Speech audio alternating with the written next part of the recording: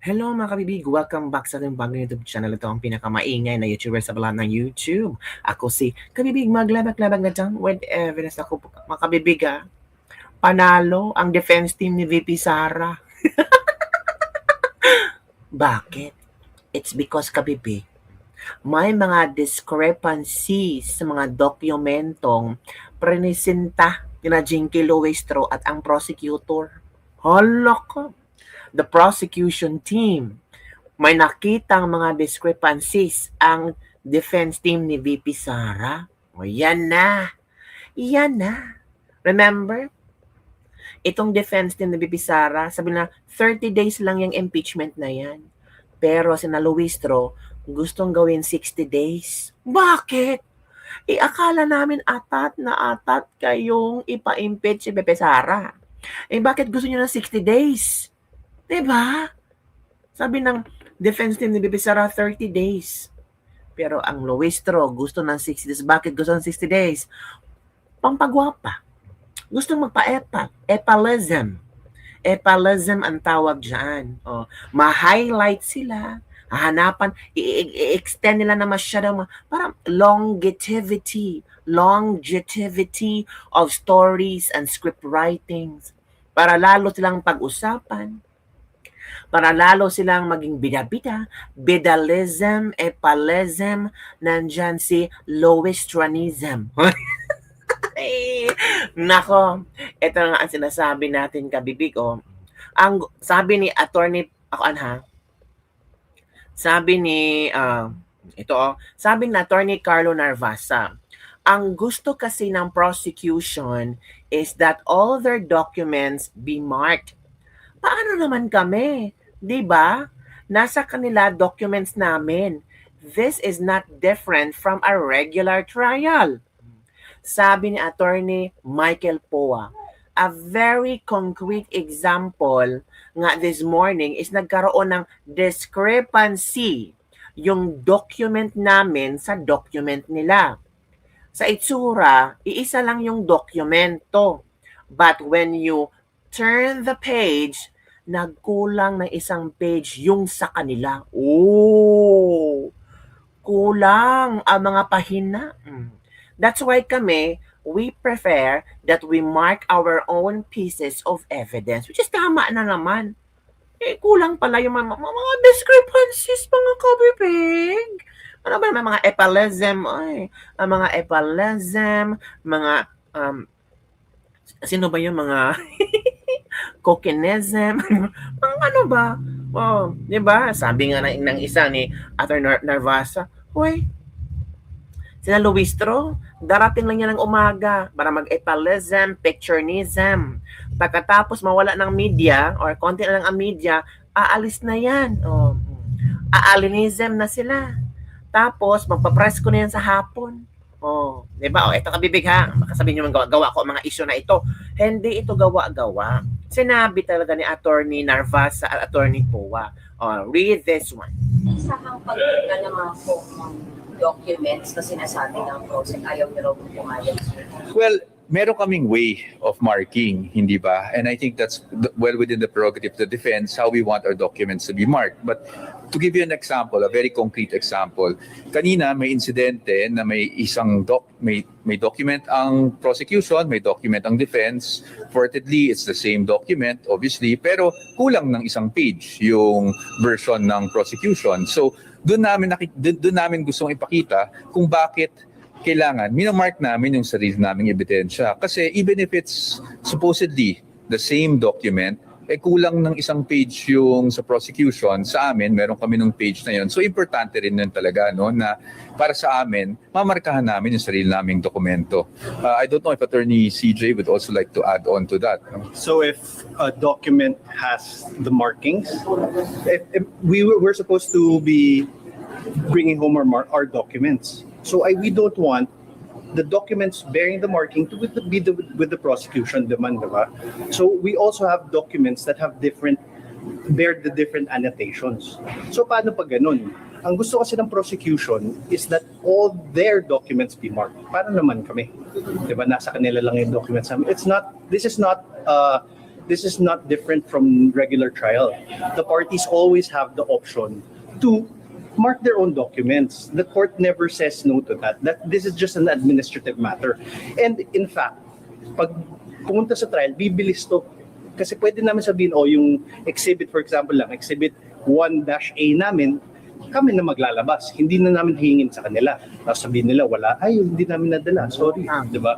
So for the defense, hindi ko option yan because sa bilang isa kang markahan. Hindi po option because as we said, like for example, a very concrete example nga this morning is nagkaroon ng discrepancy yung document namin sa document nila kahit na iisa lang, no? Yung sa itsura, iisa lang yung dokumento, but when you turn the page, nagkulang ng isang page yung sa kanila.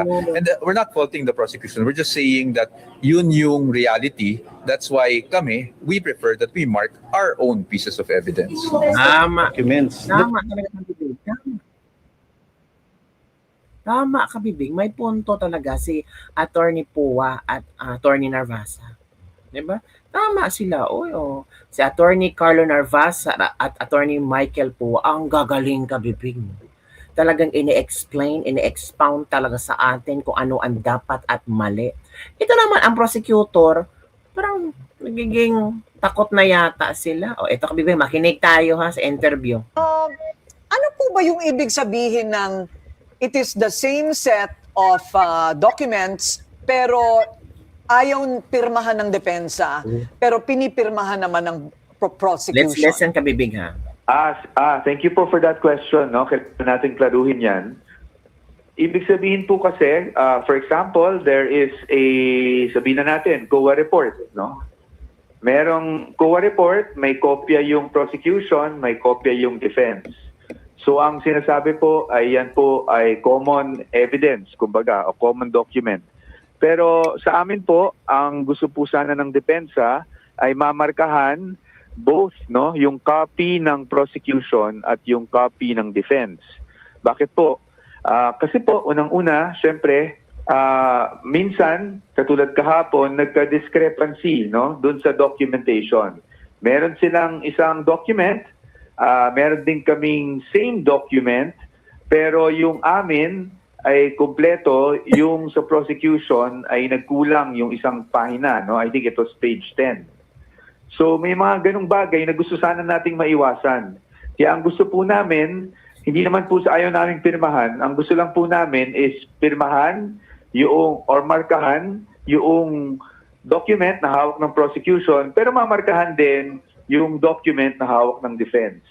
Pangalawa po dyan, minsan po kasi may mga document na ang isang panig ay photocopy lamang, ang nasa amin naman po ay certified true copy.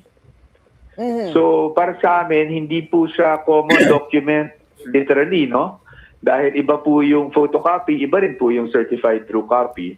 So ang sa amin lang po, just for due diligence for our client also, gusto lang namin na kahit nasabihin nating the document appears to be the same, we want both documents, meaning the documents held or being presented by the prosecution and the documents being presented by the defense to both be marked.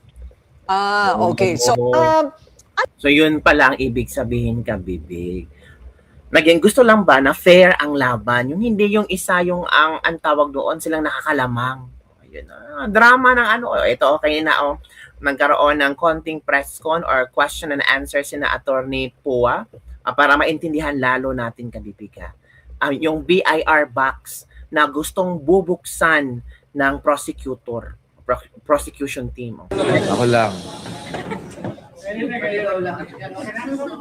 Tato. Sir, nakita niyo na ba yung manifestation ng prosecution regarding the BIR box? Opo, natanggap lang namin kaninang umaga. Hindi ko pa namin nababasa ng talagang malaliman dahil as you know, we were in the marking. But masabi ko lang is we will respond.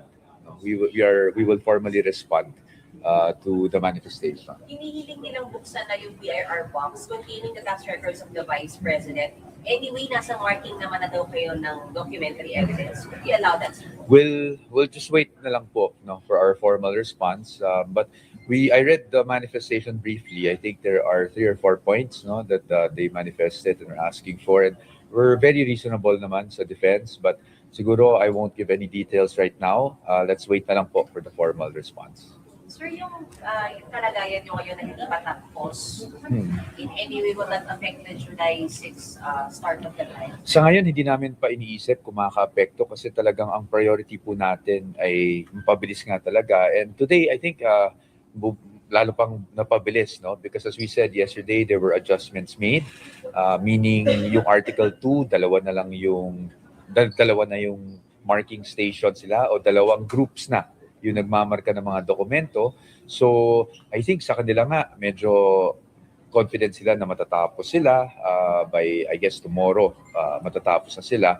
So, Article 1 naman, I was in the Article 1 marking, mas mabilis kami this morning. No? We devise ways para mapabilis lalo yung marking. So, talagang nagtatrabaho kami ngayon para umabot tayo at hindi masyadong ma-extend itong pre-trial conference. So hopefully matapos naman. Pero mag-extend talaga siya hanggang 7 mamaya. Tonight, ang abiso po sa amin is hanggang 7 p.m. ang marking natin today. No? Pero positive kayo, sir, na matatapos lahat by tomorrow. By tomorrow, I cannot say, honestly. I cannot say, especially for Article 1, I cannot say. Dahil lang sa volume of documents talaga. As you heard, there are 4,000 documents on the side of the prosecution. Of course, there's the same number on the side of the defense, and we're talking only about acknowledgement receipts, no? Meron pang mga main documents yan, reports, etc. So, marami po talagang dokumento. As I've been saying the past few days, I think both sides naman po are really looking to finish the pre-trial conference as soon as possible. Attorney, doon po lang balikan ko lang po yung sealed box from BIR. Meron bang concerns doon ang defense team? Kasi I remember, meron naging concerns na pati yung assets or wealth ng Vice President even before she was VP ay nauungkat. Magkaibang bagay naman po yun. Unang-una, doon sa BIR box, I'd like to say, hintayin na lang po natin yung formal response namin. No? Pagdating naman doon sa assets na sinasabi nyo, iba po yung pinanggagalingan namin doon. Ang pinanggagalingan po namin doon ay unang-una na sabi na po ng Supreme Court sa kanilang decision sa Duterte versus HOR na ang impeachable offense, ang nasasaklaw lang po ng impeachable offense ay alleged offenses committed while the public officer is occupying an impeachable office, no, which is the Vice President noong 2022 to present. So, ang main contention naman po namin doon, anything before her term as Vice President does not constitute as an impeachable offense and therefore should be excluded from the proceedings. So, hindi po pareho yung BIR box in that issue. Pero sir, di ba yung box na yun, kung submitted siya sa impeachment court, it's a matter of kung kailan lang siya bubuksan, kung ngayon during pre-trial or during the trial na. Well, that depends. As you know, dun sa House po, no, the BIR itself had a position on that. So kami, kahit kung gusto ko kayong sagutin ngayon, sa totoo lang, hintayin na lang po natin yung formal response namin. When is the formal response coming in, sir? As soon as we're able, I'm pretty sure it's being drafted, and we'll all have to review the draft, but definitely as soon as possible. I can't give you a definite timeline, but we will respond. I don't want to preempt anything because that may or may not be our response. So let's just wait for our formal Pero sir, response. magiging reason kaya yun para ma-extension, maging issue pa dun sa pre-trial? Hindi naman siguro. As I've said, kami po, we're reasonable people. So, konting pasensya lang. Hintayin nyo lang po yung formal response. Kasi, as you know, kami sa defense, no, sumasagot lang kami sa tamang forum, sa tamang pamamaraan. They filed a manifestation, and tama naman po yun. At kami, we will have to submit our comment or our response to that manifestation. So meron pang tatlo dun sa manifestation. Yung isa is Filipino and English ang gamitin. One is, another is, public prosecutor and, Yeah, naintindihan naman po natin lahat ng pinanggagalingan ng manifestation ng prosecution. That's why, sabi ko nga po, hindi ko muna i-discuss. Kasi pag diniscuss ko po yun, I will preempt yung response namin, hindi po ba? So, itin na lang po namin yung formal response. But again, the defense, is composed of reasonable lawyers. So, lahat naman po hindi naman po tayo magiging cause of any delay or magbablock ng kung ano man kung naayon naman sa batas yung mga hinihingi. Yung marking of evidence, dead set kayo na dapat tapos bukas o may possibility hanggang next week, sir? Yan ang target, no? Yan talaga ang target natin. Kaya nga mag-extend hanggang 7 ngayon, kaya tayo nag-devise ng ways. So, alam niyo, kami rin naman, ayaw naming tumagal na ito. Kasi as you know, kung ang schedule natin ay July 6 for the first day of trial, gusto rin naman namin ng enough time para makapag-prepare na kami, look forward to trial itself, no? Kasi unang-una, pagkatapos ng pre-trial conference, para po sa kaalaman din ng ating mga kababayan, ang susunod na lalabas dyan is yung pre-trial order. So ito yung kung ano yung result ng pre-trial conference. At pagkatapos nun, kailangan pa namin magkomento. Kung sakali mang sa tingin namin kinakailangan magkomento, magkokomento pa tayo sa pre-trial order. So sa atin, talagang gusto natin as soon as possible matapos to. So we're hoping. Ilang days po ang given sa inyo to comment? Pinali mo ba si pre-trial order? Wala pa po eh. So we're waiting actually. We're waiting for them to tell us kung ilang days. But also the Senate has been very reasonable also with the periods allotted to us. No? In fact, kung matatandaan nyo itong schedule na to, talaga namang, kasi sinasabi natin na medyo matagal, pero it's within the schedule kasi hanggang June 25 naman talaga yung original schedule ng pre-trial conference. So sa atin lang, napansin natin na napakaraming mga dokumento. So as much as possible, syempre, we'd like to meet that schedule given to us. On the sealed box, sir, can the clerk of court make a ruling? That will be for the impeachment court actually, So, not the clerk of court. The clerk of court can never make a ruling po kasi. So it's the impeachment court. Just presiding officer. I suppose because the manifestation, anything we file is addressed to the impeachment court po. So, meaning, last two po, last impeachment. I don't want to, ma'am, I'm not, kasi the impeachment court, probably best to ask the impeachment court or the senator judges about that. Pero sa atin lang, yun lang masabi ko sa ngayon. We will file our response to that. We are reasonable people. And we'll see how the impeachment court will decide on said manifestation. Thank you very much. Thank you. So, yun po kabibig ang pakonting press con ni na Attorney Po. Tingnan mo magpa-press con sila, no? Parang straight to the point, walang mga paligoy-ligoy, walang mga epalism, dramaticism, walang ganun. Pero kung press ko nila ng Luistro, ang daming mga Charvanism, epalism, at kung ano-ano pa mga ism-ism na gamitin nila para ma-highlight sila, para pag-usapan. Kasi they believe negative or bad, negative or good publicity, still publicity. Ay, ganun ba? Dahil kay speaker, may epalism tayo. Dahil kay speaker, may AX tayo. Yung puro lang kay speaker. Ngayon, nasaan na ba si speaker?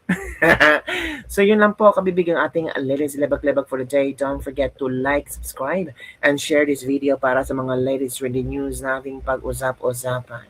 Bye mga chikanism! Bye!